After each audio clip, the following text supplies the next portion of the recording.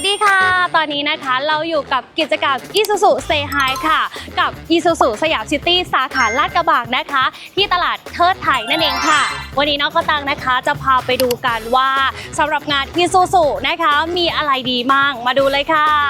นี่เลยนะคะกับรุ่นนี้เลยค่ะสำหรับรถครอบครัวท่านไหนอยากได้นะคะเกี่ยวกับแบบว่ารถคันใหญ่หน่อยแล้วก็สามารถนะคะไปกันเป็นครอบครัวได้ตอบโจทย์เลยค่ะกับรุ่น Mil X RS นะคะ 2.2 นั่นเองและนี่เลยค่ะกับรุ่น Space Cab นะคะที่มาในรูปแบบของรถกระบะนั่นเองรุ่นนี้เนี่ยมาในรูปแบบของเกียร์ออโต้